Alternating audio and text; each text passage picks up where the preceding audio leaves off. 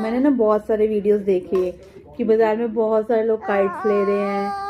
मतलब बसंत पंचमी थी, obviously kite का कंपटीशन भी होता है, आपस में पतंग उड़ाने की पतंगबाजी होती है। अलग अलग शहरों में डिफरेंट डिफरेंट तरीके से ये मनाया जाता है। हमारे शहर मेरठ में भी बहुत भीड़ भड़क्का था रात को, देखा जाए तो बसंत मनाने के लिए।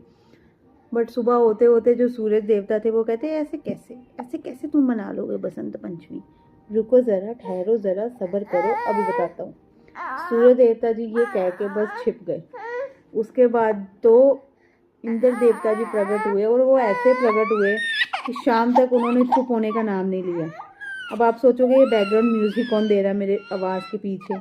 तो ये मेरी छोटी सी क्यूट सी बेटी है, उसका बैकग्राउंड म्यूजिक साथ साथ चल रहा है। वो कह रही है कि मम्मा बोल रही है, तो मम्मा ऐसे कैसे बोलेगी, मैं पीछे थोड़ा बैकग्राउंड म्यूजिक भी डाल देती हूँ। चलो कोई बात नहीं, बच्चे हैं तो रोएंगे ही, इतना एडजस्ट कर लो आप। तो हम बात कर रहे थे इंद्र देवता की। इंद्र देवता जो थे वो इतने खुश हुए ना आज बसंत पे कि उन्होंने सरस्वती माता की पूजा को अपनी पूजा में बदल दिया।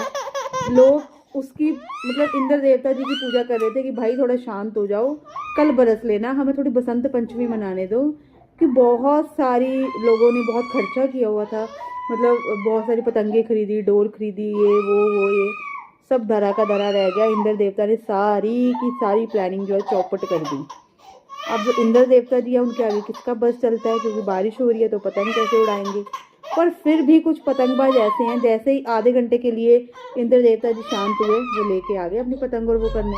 लेकिन फिर इंद्र देवता जी ने बोला कि ये तो फिर आ गए हैं।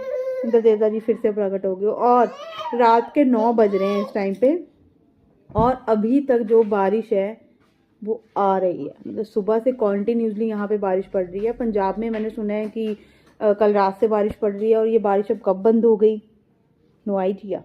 और जो पतंगबाजी है वो तो बेटा अब अगले साल ही होगी। इसलिए आप सभी को हैप्पी बसंत पंचमी। अपनों के साथ बसंत पंचमी मनाएं, सेफ मनाएं।